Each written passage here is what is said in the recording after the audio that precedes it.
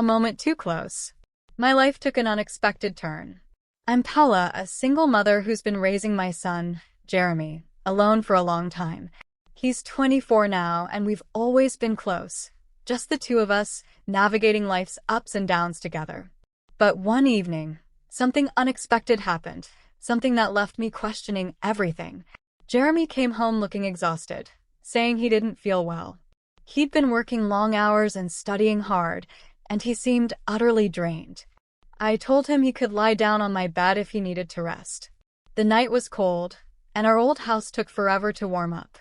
I tucked a blanket over him, thinking it was just a mother caring for her son. At first, it felt normal, familiar.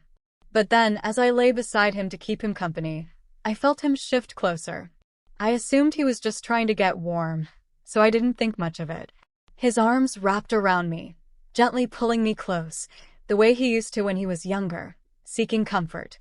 I was surprised but let it happen, telling myself he just needed reassurance. Lying there, I felt Jeremy's breathing slow, as if he were drifting off. The room was so quiet I could hear my own heartbeat. It was strange but soothing, a moment of closeness I hadn't felt in years. I stayed still, not wanting to disturb him, convincing myself it was just a mother comforting her son. But then he moved again, inching closer under the blanket, his arm tightening slightly around me. I froze, uncertain of what I was feeling.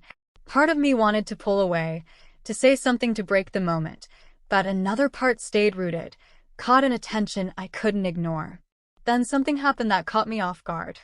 I felt something firm beneath the blanket, unexpected, unmistakable. My heart raced, and I tried to stay calm, reminding myself this was my son. Maybe he didn't even realize. I lay there, trying to push down the confusing feelings stirring inside me, telling myself it was just an awkward moment that would pass. But as the minutes ticked by, I realized something had shifted, and I didn't know how to handle it. Jeremy stayed close, his breathing steady, but the warmth between us grew undeniable. I wanted to move, to say something light to break the tension, but the words wouldn't come. I was trapped in the moment, unsure of what I was feeling. Then Jeremy lifted his head slightly, looking at me. His eyes held a softness I'd never seen before, a gaze that both reassured and unnerved me. He didn't speak, but his look seemed to ask if I was okay, if I felt the same unspoken pull he did. I tried to smile, hoping it would ease the strange sensation, but it only thickened the silence. His hand rested on mine, firm yet gentle, almost absent-mindedly brushing against me. It was such a small gesture, but each touch sparked something I couldn't ignore. I kept my breathing steady, trying not to let him see how fast my heart was beating. I didn't know what to do or say, so I stayed there, enveloped in this strange connection, telling myself it was just a mother comforting her son. But in that silence, just the two of us under the blanket, my mind swirled with thoughts that felt inappropriate yet impossible to shake. This was my son, but lying so close, I felt something deeper, a proximity I didn't understand. Confusion mixed with warmth, an unexpected sensation that left me frozen. Jeremy didn't seem to notice my turmoil. He stayed beside me, his hand moving gently, comfortingly, as if it were the most natural thing in the world. His breathing was calm, his eyes closed again, and I wondered if he was falling asleep. But then his hand slid up my arm, and I shivered, caught between pulling away and staying still.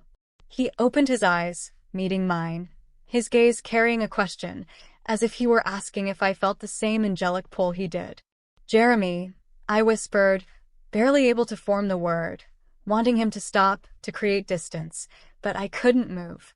The tension between us was too strong, like a silent storm brewing. Neither of us spoke, but the air was heavy with unspoken words, things we couldn't voice.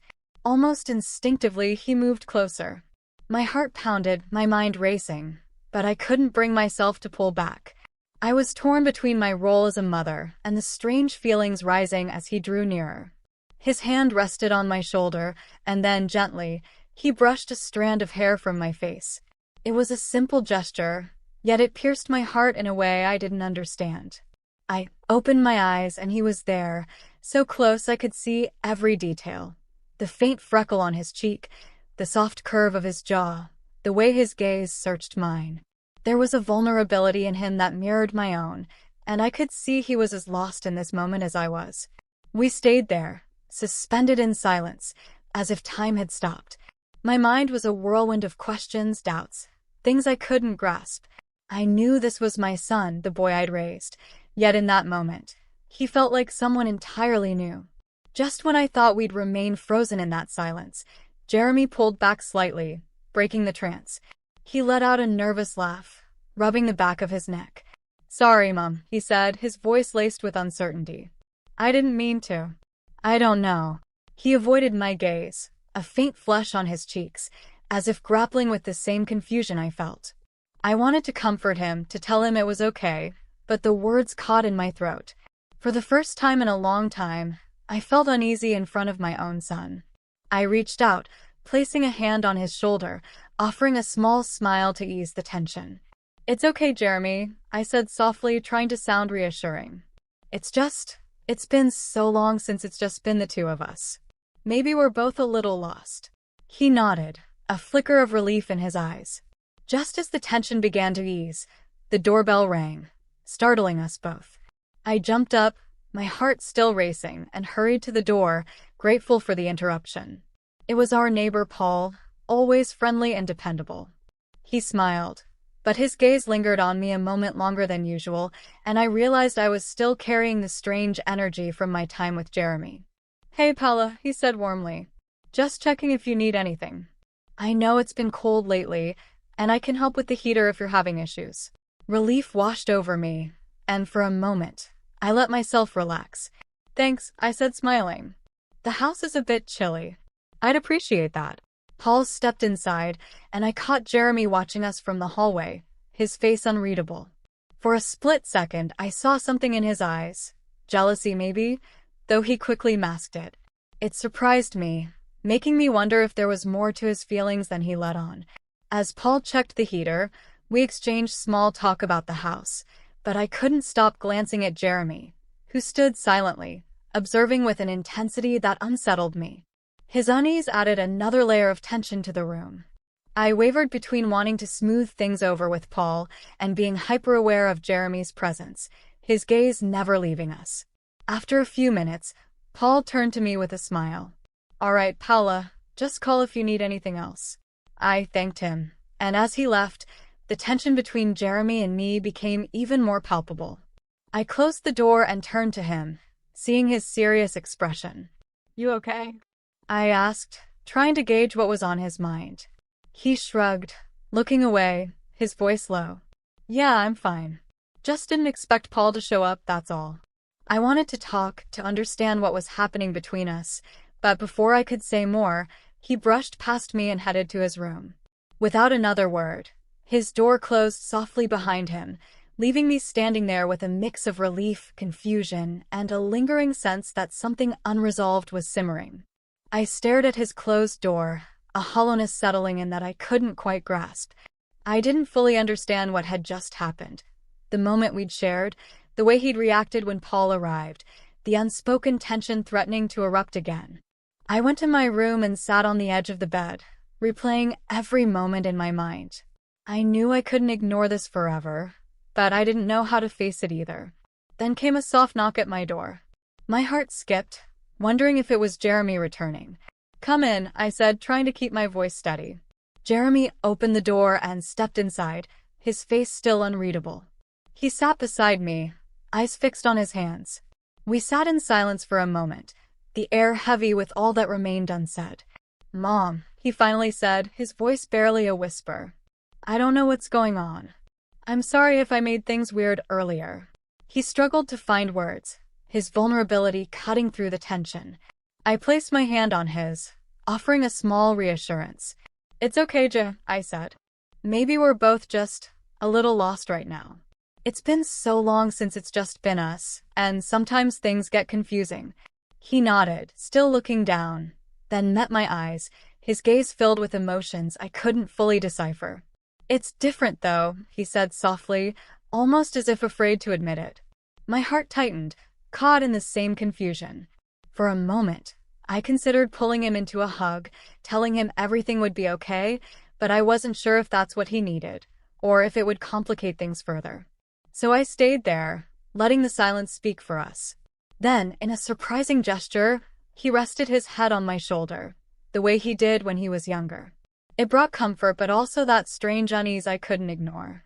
My heart softened, and I wrapped an arm around him, holding him gently in a gesture meant to reassure, even though I knew the issues between us weren't fully resolved. For the first time in a while, it felt like we didn't need all the answers right away.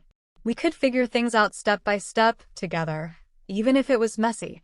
But just as that thought settled, another knock came at the door, firmer, almost urgent. We both jumped, startled, exchanging a glance. My nerves flared as I stood and opened the door. Paul was there again, looking concerned. "Paula, sorry to bother you," he said. "Just wanted to check if everything's okay. You seemed a bit off earlier." I glanced at Jeremy, who was watching us intently, his face still unreadable. I tried to keep my voice calm. "Thanks, Paul, we're fine. Just having a quiet night." Paul looked at me, then at Jeremy, his expression thoughtful. "All right, just remember I'm next door if you need anything." After he left, I closed the door and turned to Jeremy, who was still watching with that same intensity. He stood and walked toward me slowly, my heart pounding again. The air between us was heavy with everything unspoken. But just as he reached me, he stopped, his expression shifting, as if wrestling with himself. "Maybe we shouldn't rush things, Mom," he said softly, his voice trembling. "Maybe we need time." My heart ached with the same conflicting feelings, but I nodded. "You're right, Jeremy. We both need to think this through. Take it slow." He nodded back, and we stood there, close but cautious, as if teetering on the edge of something we couldn't